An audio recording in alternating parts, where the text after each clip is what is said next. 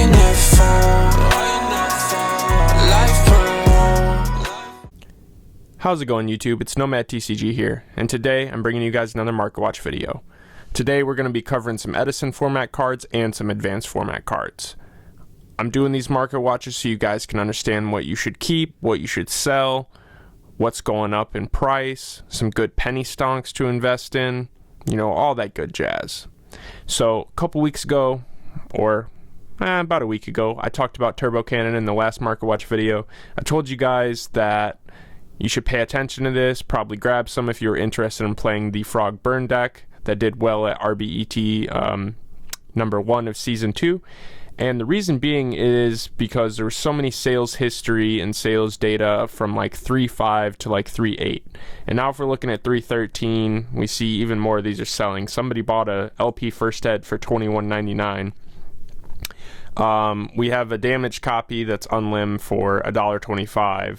Then quickly to 2 to 3, but basically your LP listings are $8.95, $8.99, $8.99, $9. So this is about roughly a $9 card for that. Near mints are $10, so you know, $9 to $10 card. And then quickly they start going up. First Ed LP is $21.89, and then you got some more. And the only near mint First Ed is $25. So yeah, you did good if you picked these up. I myself picked up 3 of them and definitely happy about that because the Frog Burn deck was really fun to play. So, you know, I spent probably $1.75 with shipping for 3 of these, and you know, now for the 3 I got, I believe are just on limbs, but still, it's $24 that I would have had to spend now. Next is Super Consecrated Light. So the commons are only about $1 to $2, but these are well, there's only a few listings, and you have this unverified. I mean, it's a 0% with 603 sales, so I'm assuming he just started. But yeah, he's got 2 copies at $14 each plus 99-cent shipping, so 2 copies is going to run you $28.99 plus tax. Then we have this guy who is verified. He has 5 of them at $30, and then you got this guy with 1 of them at $50. So definitely probably not going to hold this price, but if you guys have these, I'd recommend selling them.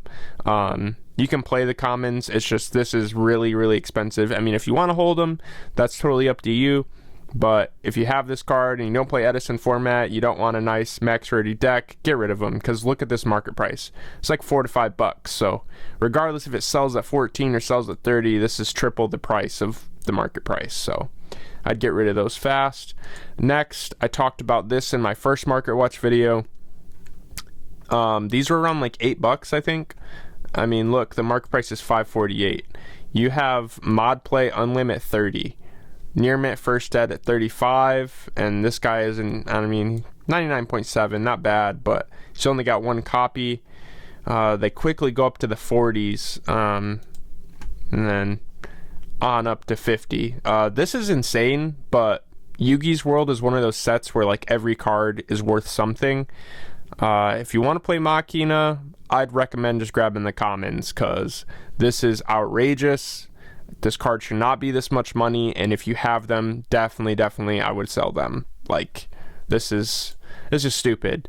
And the more people that see this, which I'm trying to bring awareness to, probably going to get some more listings out here to drop the price. So yeah, I try to get them gone as soon as you can. Next, Dragon Ravine. This is for advanced format. So Ancient Fairy Dragon, as you know, just became legal with the errata from the new I think, what is it? Mavens? I don't know if it's a Maven set. I think it's a Maven set, something like that. But yeah, these are LPs. I mean, 3 plus 4, about $7 to $8. There was 1 near mint back there for 7 something. So yeah, these are about an $8 to $9 card. Quickly going up though, as you can see. But yeah, basically Ancient Fairy Dragon can do some shenanigans because Dragon Ravine's incredible because it's now a threat. You can dump Distrudeo from your deck, and then if you have any level 4 monster on the field, Distrudeo now makes Ancient Fairy Dragon, pops this. You can get the next card I'm going to talk about, which is Therion Dis Coliseum. This seems to be working really well with like trap trick strategies or ABC. There's a lot of different crazy things you can do with some of these overpowered field spells. As you can see, this card has went from $4 on up. It's been rising, so it's about a $7 card. So, you know, if you want to play like the Trap Tricks deck, or you have another idea for a Therion strategy, you could try these out. You can look here and you can see that Therion Lily has kind of went up. Was at about 10 for a minute, but it's dropped back down. And then Regulus is back to basically higher than it's ever been. It's about a $50 card. Well, actually, I think it was around 60 when it first released, but still, this is the highest it's been since then. This should be in a Megaton in a few months. Up to you guys. If you really want to play the deck for like your Nat season, it might be worth trying to get these. Excuse me. But other than that, I'd probably sell any of your Therion stuff. These are just a couple penny stonk cards I want to talk about. So all versions of Dimensional Prison are like over $1, and then you have your Legendary Collection and Mega Pack versions that are like, looks like market price is $6. So looking here, this is, oh wow, these are actually way more. So LPs are like $14-15 for Legendary Collection 2. So that's pretty wild. And then your raw yellow, I can imagine these are probably close as well. Actually, these ones are maybe a little cheaper. Not exactly sure. Yeah, about $9-10. And then they go up. So yeah, any hollow version of D Prison looks like it's going to be worth some money. All your commons are $1 to $2. I want to check this one before we look at the super. I know the super was holding around 30 to 40. Wow. Yeah, these ones are even $5 for like this platinum rare. So that's pretty interesting. And then the supers. Wow. Yeah, lightly played versions are 33, 37, 40. Wow. They hit $40, and then they even go up to 50. That's insane. Wow. Yeah, if you guys want Hollow D Prisons, they are worth some money. The commons are pretty cheap, so I would recommend maybe even grabbing some of these commons. I feel like this might end up being a $5 common here within 3-4 months. So I'd recommend grabbing these if you don't have them. Next is Icarus Attack. This is another card where every hollow version seems to be kind of on the rise. If you look here at some of these golds, we can see that it's went from like a $2 card, it's approaching $3 now. And then yeah, as you look here, near mints are about $4, and that's what they're listed for. So that's pretty crazy. Then you also have the Wing Raider Super Rare, which, as you can see, this one's started to go as well. Near mints for these with shipping are about $3.75, so almost $4. And that's pretty much the same for all these gold copies. Let's see about this one. This premium gold one is only about $2. So yeah, this is another card that I would probably snag if you're interested in playing Black Wings in Edison format.